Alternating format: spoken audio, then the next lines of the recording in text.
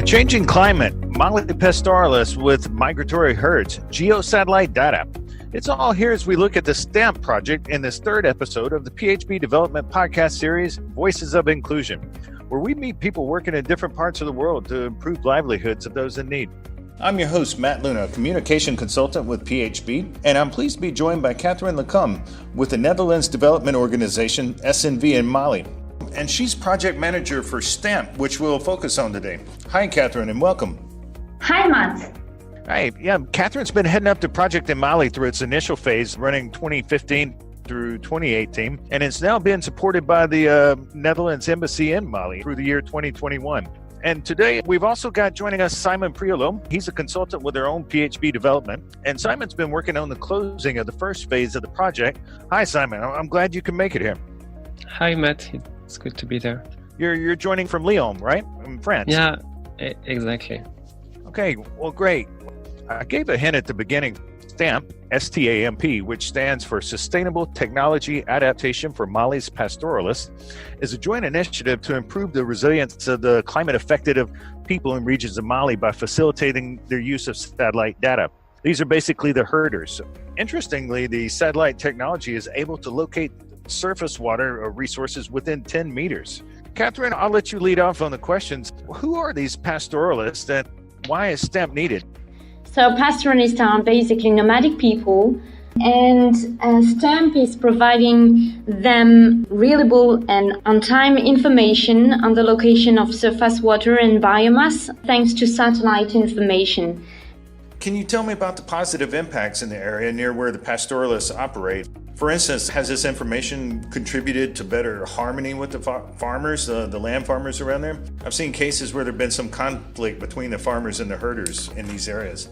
So the STAMP project developed an information service named Garbal, where pastoralists through a call center, so with very modest phone, can reach and get on real-time and located information on where pasture and water is located.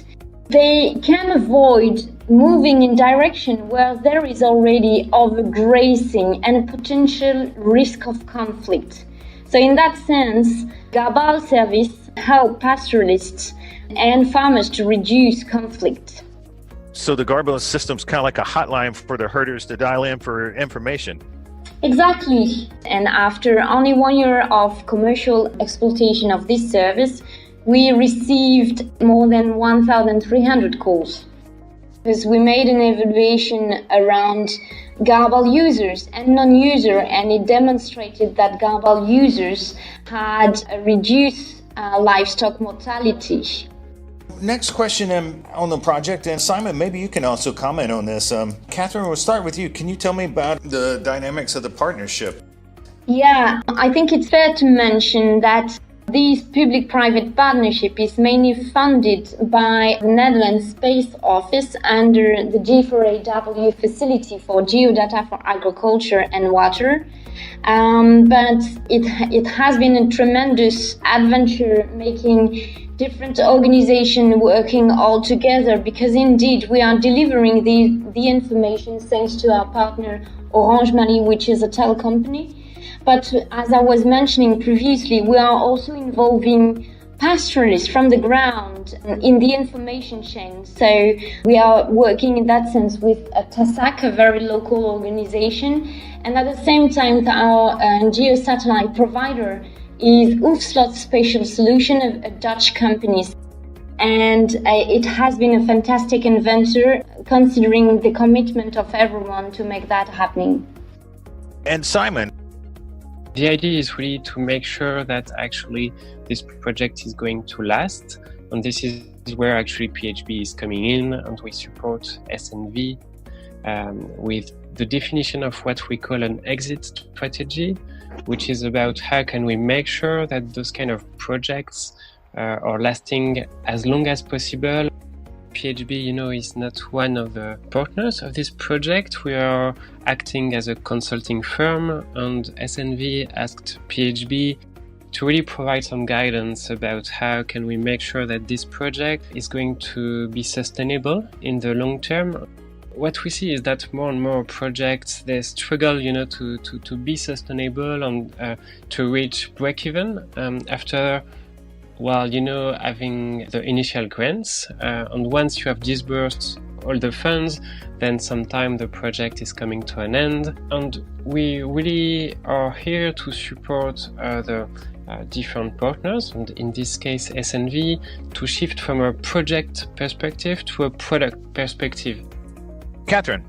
Yes, can I jump into this? I just would like to share with you, I think, one of the key anecdotes regarding the way how we involved PHB in the STEM project, so that you can understand that the sustainability has been at the center of our strategy from the beginning in the implementation of the project. The very first activity we did was actually to organize a workshop facilitated by PHB, the sustainability of the business model with partners, before even developing the information chain. So it was really at a focus that we tried to monitor along the lifespan of the project.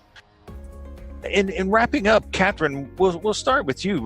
What could you say are some key takeaways from what you've seen so far in the project? As most of us know, we are operating in a very challenging area, including in terms of security. And though we might say that it has been a constraint, actually it has highlighted the usefulness of the service for end users. So that might be one of the most important key takeaway from this project. And Simon?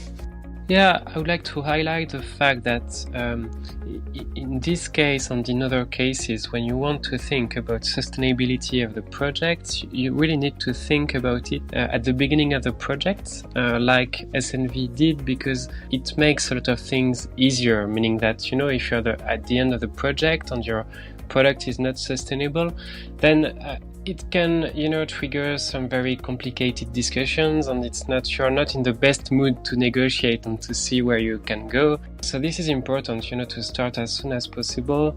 And the last point might be the fact that also legal aspects are important.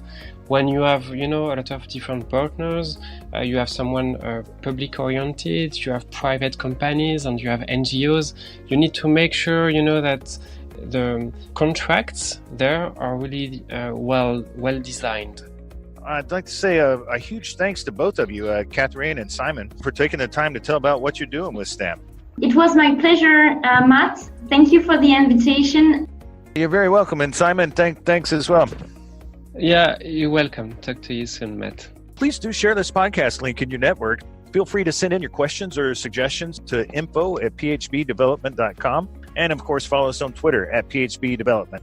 Well, I'm Matt Luna, and I'm sending best wishes to all of you, and until next time.